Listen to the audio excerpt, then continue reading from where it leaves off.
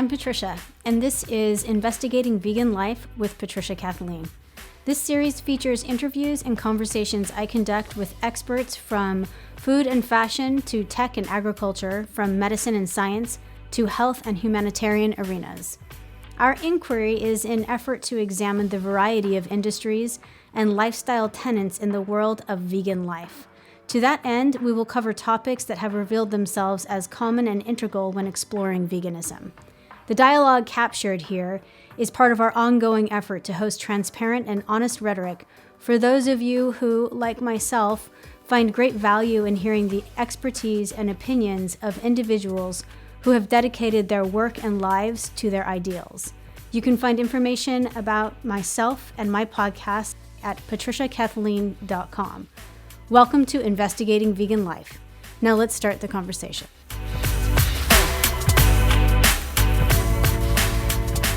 Hi everyone, and welcome back. I'm your host, Patricia, and today I'm elated to be sitting down with Tina Newman. Tina is an author and mother of 2 vegan children. Welcome, Tina.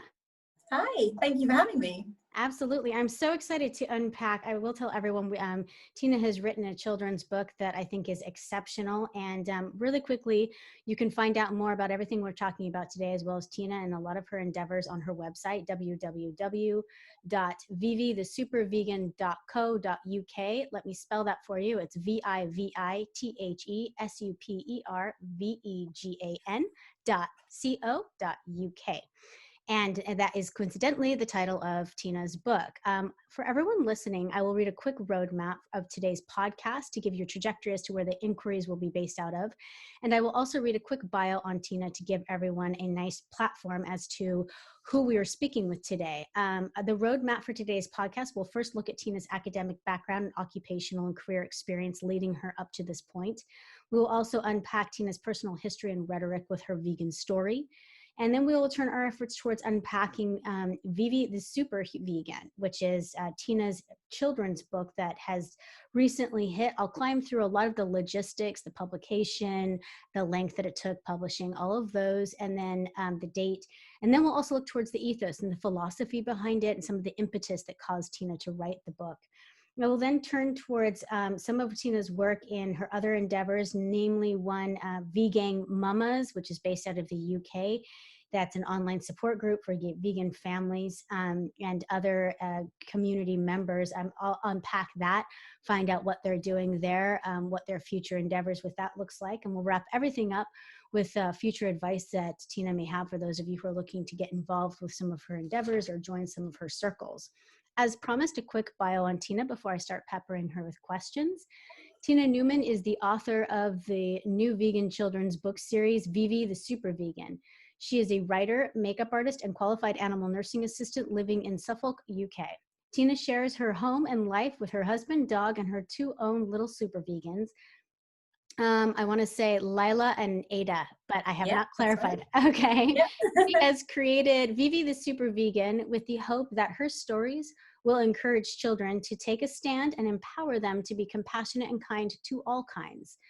Tina became a vegetarian at the age of 11 after visiting Hillside Animal Sanctuary in Norfolk. After making the connection between the animals she loved so dearly and the food she had been eating, Tina then spent the next 21 years as a vegetarian, believing she was no longer contributing to animal suffering. However, in September 2017, she stumbled across the video entitled, "This Speech is Your Wake-Up Call" on social media. It is by the Australian animal rights activist James Aspey. We'll put a link in our podcast and vodcast as to where you can see this particular video, and you can also Google it on YouTube. The speech challenged everything that she had previously thought and believed, especially her knowledge and understanding of the dairy and egg industries, and she went vegan overnight.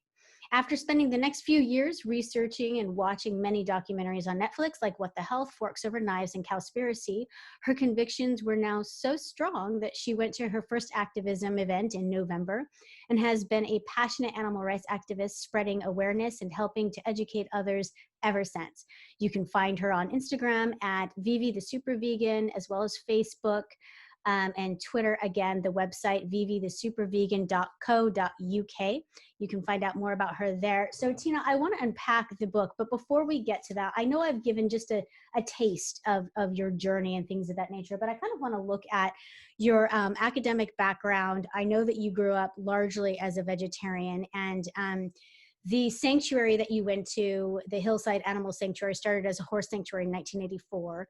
And so I kind of want to unpack a little bit about how your academic background and early professional life played into this vegetarianism and then launched you into veganism. Can you tell us a little bit more about that story?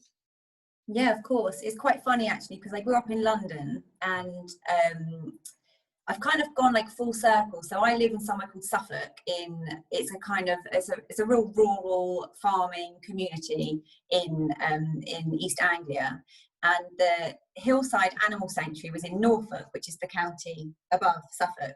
So we used to come to Suffolk on holiday every year as kids, and my parents took us to this sanctuary.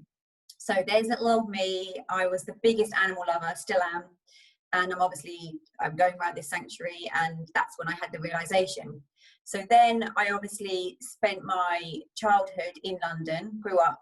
I went to school. I went off to university in a place called Warwick, thinking that I wanted to work with children. And I didn't last very long there. I realized that wasn't my passion. So I ended up having the fun, freshest time, and then I left. I didn't really know what I wanted to do with my life at this point. So I ended up kind of just jobbing, going from job to job. And then I went traveling around the world when I was 20, because I had my 21st out in Fiji. So at this point, I'm a very passionate vegetarian. As I said to you before, I thought that was the pinnacle of protecting animals, and that I was doing my bit, and everybody knew that I was a massive animal lover. So when I got back from traveling, I decided to go and train, and I wanted to get into film and TV specialist makeup. I went off to London, and I trained at West Thames College, and I got an HND. I don't know if you call them there in America, but no, I don't think so. Yeah, it's a higher national diploma, so it's kind of just under a degree. And that was when I was like, I'm going to go and work in the makeup industry. I'm going to go and work in films. And then I worked in TV for about a year. And so, yeah, I was none the wiser about veganism. I hadn't really met anybody. I actually went and did one shoot, and I came across a vegan, a lovely, lovely lady called Victoria. And she's founded an animal charity called Canine Angels, where they go and rescue dogs in European countries. And I came across her, and she was my first vegan I ever met, which is crazy thinking about it, because I was probably about 24 at the time. And now I know a lot of vegans. It's quite hard to think that I didn't, I didn't know anyone. She was my first vegan. So when she was saying things, I got the initial kind of vegetarian defense, which was a bit strange, because I don't know if you experienced that. Sure. It's really strange. And I was thinking, but hang on a minute, I didn't know any of this. Surely she can't be saying it's not true, kind of thing. Anyway, I did that job, and then I went and I completely forgot about it all, to be perfectly honest. And then, so I was about 25 when I met my husband. Now, it will pain me to say this, and him, but he was the biggest meat eater I've ever met. So coming together with a vegetarian, there's me, I hadn't met a vegan, he never met a vegetarian. So the pairing was quite interesting already. But I never pushed my vegetarian beliefs. I to be honest, I don't even call them beliefs. It was just a diet. I was a big animal lover, but to me now, I understand it's completely different. It's not a whole belief system. It didn't impact my life in the way that I would still sit next to people if they were eating meat, if they were eating animal products. It didn't affect me at all. I would still cook it for him. By this point, I was still just working in different jobs and everything like that. I trained to do my makeup. I'd done a couple of years in the TV industry, but really I wanted to become a mother. That was my main passion and my main dream. So we had our first 5 years of our married life in London. And as I said, I still cooked everything for him. We then went and had our first daughter, Lyla. who's now 6. So we had her in 2014. And so I was now doing my kind of my maternity, but also my self-employed makeup work. And then we decided to have our second very, very quickly. And then we decided that we needed to get out of London because things weren't looking too great where we lived. So we actually had a conversation when we came to Suffolk for a little weekend away when I was pregnant with Lyla. And I was telling Pete how much this place in Suffolk was lovely, and do you think we could ever possibly move here? And we just decided to go for it. And our friends thought we were bonkers because to uproot and just leave London when that's where our work was and everything was, you know, secure. But we did it, and we must have been here for about 9 months. That was it. And that's when I came across that talk, the James Aspey talk. It was actually one picture. It was a picture of a mother cow with her calf, and that was all it was. It was just a picture of the calf being taken away, and it was like my brain, I couldn't understand what I was seeing at all. Obviously looked into it, clicked on the link, and I saw his video, and it was like a stab in my heart. And that was it. Overnight I knew having to speak to Pete the next morning was going to be interesting, because he's celiac as well, so he's obviously got an interesting diet anyway. Yeah. So we went vegan overnight, which is all history now for us. But my makeup career carried on whilst we've been here, and then I obviously decided to come up with my new series. Yes. And that is where we're at, basically. That's the kind of story so far. I love it. That's cool. And I like that you wrapped into, you know, there's a temptation with people who have kind of incorporated the vegan world into their actual occupation to disassociate the two, which makes no difference because veganism doesn't disassociate from any part of anyone's life that I know. Which is something unto itself. I want to unpack Vivi, the Supervegan.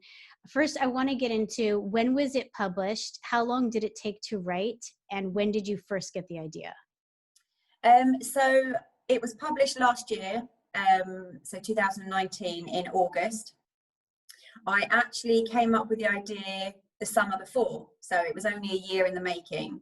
I came up with the concept when I was looking for books for my children back in 2017. I'm quite once I've seen something that, I mean, there was going to be no going back for me anyway. Once I saw what happened with the dairy and the egg industry, that was it. And I'm straight away on the internet, a week later, looking for books to explain to my children. We're now going back on everything we've been doing for them. So it came as quite a shock to me to see that there weren't many stories out there. And it also made me realise that I've been quite asleep to the stories I've been reading them. I mean, we've got books about Dear Zoo, and they're all farm books, and I just hadn't really ever thought about it, which is when I'm saying that my whole outlook as a vegetarian is completely different, which is a big shock to me. It's like a whole process. So I came up with a concept, a year before, and I contacted my cousin who works in a publishing company in London and said, how do I do this? I need to make this happen. And she was getting me to weigh up the pros and cons of going down the traditional publishing route or trying to do it myself. And I really had a picture of Vivi in my head, and it was so specific. I didn't really mind about the style or anything else, but I knew how I wanted her to look. And she was explaining how if you go with the traditional route, then they're obviously going to pick an illustrator for you. Yeah. So I decided to try and find this image that I had in my head and make it happen. So I found my illustrator who lives in England, and tried to get everything out of my head to her, and it happened a year later. That's amazing. So did you end up self-publishing, or did you use your yeah. illustrator?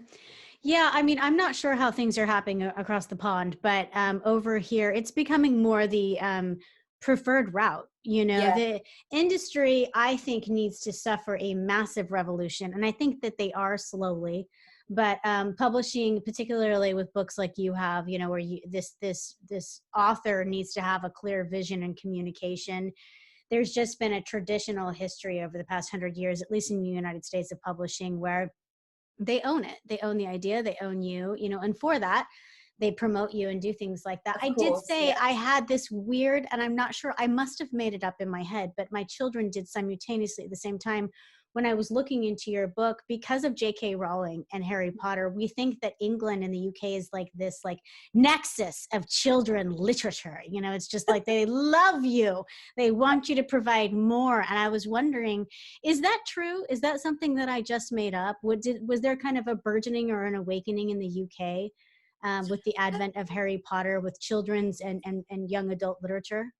Maybe. I mean, I have to be honest, I'm not a particularly big reader myself, which is funny. It's not like I've always been hooked on books and like up with all of the really popular books. So it's quite strange. It's just kind of it just happened for me. And my kids have obviously, I mean, they're only tiny. They're 4. One of them's just turned 4, and my eldest has just turned 6. So they're only really getting into books now. Yeah. But I think you're probably right. I think the birth of Harry Potter and the Twilight books and everything else. Oh no, Stephanie May, was she American? No, she's from the States. She's Mormon, Yeah, I believe. yeah. Utah. Oh, how funny. Yeah, and I want to clarify, I know this because I have young adult daughter or young teenage daughters. I did not personally read Twilight. I want to put that one out there for everyone who knows Wouldn't me. judge you if you did. Okay, thank you. No, so the community, right, yeah. so has the reception since the launch of your book in your hometown in London, has there been a great deal of interest? How have you been treated as an author, particularly as an author with this kind of, and I want to get into this as well. Do you feel like veganism, particularly in the children's, you know, literature series and stuff like that, is it fringe? Is it niche? Have you been welcomed with open arms? How has that gone? So obviously when we moved from London to Suffolk, we moved into a tiny little village with 600 people, and it is a farming village. So you can imagine how loved we are being vegan alone and then coming out with a book, which, you know, these are our friends, these are our people that we live with, and my kids go to school with parents who are farmers, and I've never, you know, been confrontational or attacked their way of life or anything like that. But just by being me and being an author who has written a vegan book, it makes them feel very challenged. So we've come up against a little bit of opposition, nothing that we can't handle with love. That's my main way of handling things is, look, I wasn't born vegan. I wasn't born like this. I'm not saying I'm better than anybody. This is something that I'm very passionate about. It's not going away. And we're just bringing a counterbalance to the fact that children's books are all geared towards the way that humans exploit animals through their farming books or zoo books or the nursery rhymes that my kids sing at preschool, and everything is all about, you know, how we use animals. And it's just trying to remind these people where it's, you know, they're probably 3rd generation farmers. It's been in their family for years. They feel very attacked and very challenged. So I have had a few conversations, but I understand it's natural. That's going to happen. Yeah. And for me, I don't think anyone is so ingrained. You know, there's been some really major tycoons in the United States farming industries that have become vegan, that have fallen, you know, to the righteous cause. And so I don't think anyone's above or too enriched in a different industry to give it a fair shake. I will say, I like to tell people, because it's the absolute truth, I am a very controversial person. Anyone who knows me, I'm a bit of a heady scholar. I come from a long line of old school academics. I'm married to an original Silicon Valley computer nerd. I'm surrounded with controversy and nerdy and education. And I never get someone as angry as quickly that I don't know, that doesn't know me from Eve, than to say I'm vegan. It's the Yeah. fastest way to anyone's quick pulse center. And it's the first thing I thought of when I became vegan, with this growing family. I have 4 children. And one of my greatest concerns was not how I was going to battle them, because I told you off air, I was born and bred to battle, especially verbally. It's, you know, it's my family's suit du jour. And that's great, but my young children were not brought up in the same vein, and I raised them with a great deal of love and light and happiness, and that's my own choice. But I worried that the immediacy of when they went out and told people that they were vegan and things of that nature, that the discrimination was not going to, because of the people that had come for me, there was no way I thought they were going to stop just because they were children. And indeed they didn't. And so I immediately turned to literature, towards ways to express this. We have a faith that, you know, coincides with it. We practice Tibetan Buddhism. There's a lot of compassionate tenets taught in that. But even that doesn't get you as far as to how to handle some of the social bullying and things that can come up. And I too looked for children's books that spoke about veganism, and there was neat. Now, this was 7 years ago when I started my search, and there was a lot of books that talked about compassion and love and kindness, and there were more so ones that talked about responsibility towards animals and the environment and sustainability, but nobody was talking about veganism. And I know that you said in your bio that, you know, you, or in your story, that you kind of looked around and hadn't found any. I'm curious, when you went to kind of express this because of that lack that I too found, how did you start the structure? How did you know? Because your book, you know, Vivi is this person that her superhero is compassion. Her super traits are being able to show people through her compassionate lens, you know, what's happening in certain areas of ways to improve. How did you decide that that's how you were going to give these lessons? You know, it's a trope that you developed. Yeah. So when I first found some books, I mean, there are some great books out there, don't get me wrong. It just wasn't what I pictured for the norm for vegan children. So I bought a couple of Ruby Roth's books, which we bought Vegan is Love, and That's Why We Don't Eat Animals, which at the time, you know, my children were only 1 and 3, and they're definitely, it was very helpful for me, put it that way. And but I was like, this is amazing, but they need to be a bit older to really sit and understand that and digest everything. So when I came up with the idea, do you know what? It's really strange, because people have asked me this before, and it's so hazy. It was almost like it just started unraveling in my head. I obviously wanted to base the main character, Vivi, and she has a little sister at the end called Lily, who will come in later on in the other books that are coming out. But I loosely wanted to base it on my family, so that's obviously why they're little girls. But I wanted the main character, a lot of superheroes are male. So I wanted to have a female protagonist, even though it's a little children's book. I wanted it to be a girl, and I wanted her to have these powers and to be able to inspire other people to be compassionate and kind to all kinds. And the story just kind of started unraveling. I'd wake up and I'd jot bits down on my phone. It would usually happen late at night, and I'd be struggling to go to sleep, and then I'd think, this could be the next one. And I actually spoke to Lyla, my eldest, and she gave me a good idea for one bit, and it then just kind of snowballed. It's strange, because as I said, I'm not a really a passionate reader, and I haven't ever been thinking that my dream is going to be to become a writer. And actually prior to this, I started writing poetry, which I've never done in my life. I've never written poems since I was at school. And when I became vegan, I was finding it quite hard to get all of my thoughts out. So I started writing poems. So I started sharing on my personal social media, and the response blew me away, because it was obviously touching a lot of people, that I thought, wow, like, I didn't know that I could do this. And I think it was after that it realized, it unlocked something in my brain. I'm quite as I'm a makeup artist, I'm quite a creative, arty person, but I didn't know that there was this deep love for writing, which has kind of just all come out now through becoming, I guess, a vegan activist. It's my way of expressing it. So that's basically it.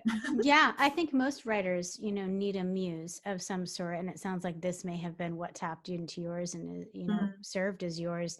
And if doing a lot of reading and a lot of writing made good writers, the world would have more good writers. Sometimes you're just born that way, I would I like say, as an academic. Yeah.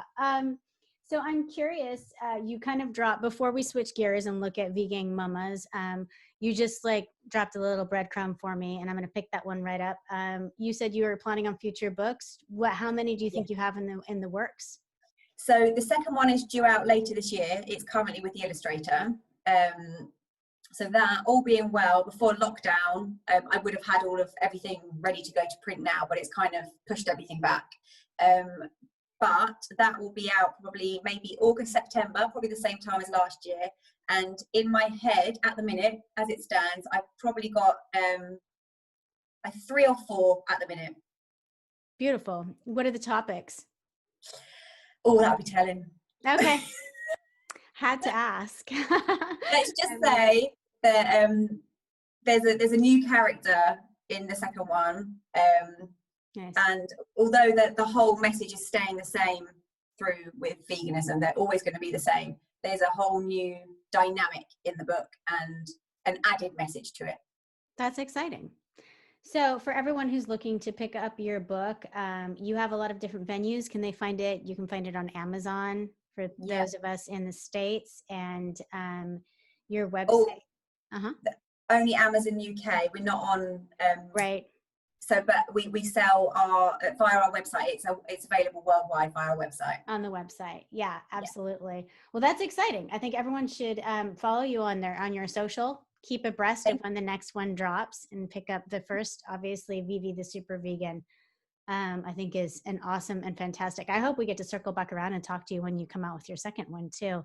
It's Definitely. Always good to get that fresh out of the oven. All right, I want to pivot and look at vegan mamas really quickly, just to kind of cite from the verbiage that I pulled from online, or rather my team did. The online support group for vegan families or families transitioning to veganism.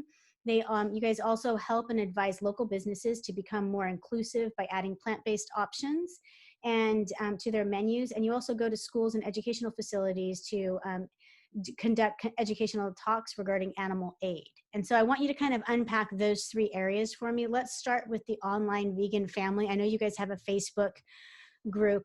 There's a few other core founders and administrators in the group. So if you can call those people out by name, and then also tell us about the online community first. So these women have become my tribe. They're incredible. And when I became vegan, I thought, oh gosh, this is going to be scary to be where I am in Suffolk, and I'm not going to know any other vegans, let alone mothers. And it turned out that I was blessed enough to meet 4 women who are all mothers with small children, and we'd all gone vegan around the same kind of time. So it was an absolute godsend. It was incredible. So we have Leanne is a beauty therapist, and she goes and does the educational talks with Animal Aid. Kat, she's also a beauty therapist. They both have their own salons, and they've had to transition all of their products and their whole way of business to obviously vegan, cruelty-free and sustainable. So they're doing really amazing things. Then we have Abby, who is she does everything. She's incredible. She's teaches hypnobirthing, she's a doula, she's a yoga instructor, she's trained in vegan nutrition, and an amazing mother as well, with three young girls. And then Eva, who she set up a vegan cupcakes and baking company. And it also does the Animal Aid talks, and very heavily involved with Extinction Rebellion and the Friday school strikes. And so we've kind of got a whole range of us. So when we got together, we first met, and we all connected via the veganism and our children, and we were getting together for play dates and things. And it soon became very apparent that we wanted to do more. We wanted to do, some activism and try and put it into our normal everyday life. We knew that there was a need, but we weren't too sure how much of a need where we are, but we thought we'd go for it. So we started meeting and putting events on, and we put a Friday night meal in a restaurant, and I think we had about 15 people turn up. So we were like, oh wow. So we started doing it on a regular basis, and the numbers kept growing. The next one we had about 30. We opened it up to men as well. We were like, look, just because we're mamas, we're not just saying you don't have to be a parent for the socials, come along, you know, fathers or just people come along. Like, the one thing we ask is that you have to choose from the vegan menu, but then you can fire questions, and you know, you can network with other people, and then that just kept growing. So yeah, we've got our Instagram and our Facebook, and we want to help people in a non-judgmental way, and help them and show them how easy it is. And then any questions that people have, or they're having challenges with, you know, other parents or family members, we've all been there, we've done it. Yeah. And we want to support them in that kind of way as well. I think it's a crucial aspect. And I will tell you, I've spoken with vegan parents off the record and on. And one of the most daunting tasks is when someone belongs, even you yourself saying, you know, I was going to pitch it to my husband the next day. And I think that the concept is that doing something for one's own self is daunting enough. But the idea of shedding it into your children, all of the various issues, long before you get to the social stuff that I was talking about, just the logistical things. How do I transition over? You know, the fear. Are they going to have, we've been taught since birth that without milk and meat, you're not going to get protein or calcium, neither one of which actually come in as high of a magnitude as vegetables. But nobody knows that organically, not even nutritionists. They were taught very opposite. Doctors certainly don't know. Yeah. There isn't an MD in the world that's been educated on nutrition. And once you start learning that, the hopelessness can be overwhelming. And so the idea of having a support group seems necessary to a degree that I wonder why. I think back now, like I could have used one. Why didn't I have one? I mean, these ideas, I think it's so important. I love what you guys are doing. I'm curious with the menu. So when you pitched these restaurants, and you have to forgive me, I don't know which founder it was. I want to say Leanne, but there's someone on your Facebook that has this kind of intro. And the second video or so up, she said, you know, listen, for those of you that are going into, she was responding to someone who said, I went into a bakery, I was looking for a sweet treat to take home. They said no, and there isn't a lot of demand for, you know, vegan goods. And she advised people to always ask as a vegan if they have vegan things, because people need to know that there's interest and there's demand. And those kinds of things are so clever. I'm wondering how you guys pitch because it is a smaller community that you're in, how when you go in, like these dinners that you had and things of that nature at the restaurant, how do you pitch a chef? Is it all business based? Is it, we want to host this here, we're going to be bringing our own group of marketing in, but you have to develop a vegan menu for us? Is that how? So the first place we went to was just a chain restaurant. Like it was a Pizza Express styly. So we because it was a smaller one, we only had the 15 people there. We'd already said, I think the reason we went there, it was Ask, because the reason we went there we went there when it was just the 5 of us originally, just for a friend's night out. And the waiter's eyebrows nearly hit the roof when we said we want 5 vegan menus. And we found it so funny. We were like, imagine if we brought the group back. I mean, he's going to actually faint because he couldn't even believe it when there was 5 of us. So that place, we had to just say that there are going to be 15 people, all vegan menus, and obviously speak to them about it before. But we try and support just vegan pubs and restaurants as well, because obviously a lot of chain restaurants are doing so well anyway. Where we are, there are lots of places opening up, which is so cool, but they still need to get the word out. So we try and tie it in with, it's great for us because we know everything there is vegan, but it's great for them because we can spread the word and advertise for them as well when we post all of the pictures. And so it varies really depending on the place. Nice. When you go into schools, so looking at the second aspect, when you go into schools with an educational talk or regarding animal aid, is that an individual pitch that the 2 people are doing from your group? How do they have like this kind of set up curriculum that they go in and say, here's the age group, here's the talk we'd like to give? How is that chosen? Yeah, so they go through the charity Animal Aid, and so they are educational speakers. They're trained. They have to go to London and be trained on how to obviously deal with the questions and the topics. And so then when they get sent to the schools, they will go usually in pairs, and it's all very official. They have their little tag on, and they will have their topic. They will have to prepare the PowerPoints, and it will depend which school they've been sent to. The ones that Leanne has done, I think she's done a couple of secondary school, high school ages, so they've been quite tough with some of the questions they've had, but she loves a challenge, so she's just all for it. But then there are smaller, the younger schools, so once again, it will depend where Animal Aid, they will contact different schools and see the interest that they get back. So they will write to them and say, we have Animal Aid speakers, would you like them to come in? So if it's with younger children, they obviously, they make sure it's age appropriate with their talks and lots of stickers and slides, and trying to deal with it in that kind of way. But yes, it's such a brilliant way. It's a shame that not every school allows them to come in, because it's so well needed. But just like with my book, you've still got a lot of people who just go straight away no. Like, we don't want children to ask questions, because then the parents are going to come and ask us questions, and we'd rather just keep it out of school. So it's a battle, but we'll keep going. Yeah, absolutely. I'm such a proponent of, of educating the young. It's the biggest thing for me. I definitely want to solve the here and now, but fixing it for my children's generation is, I know. And education is key. It's it always has been, and it always will be. So I'm curious, do you know, as a group, you're a collective, so I know that, speaking for everyone is hard, but do you guys have future plans as to where you're headed with like the vegan mamas? And also, is the community limited to the UK, or do you guys accept voices or members from outside? Oh, totally. I mean, it all started off as like such a small thing, that we didn't really have a plan once again, and it just kind of happened.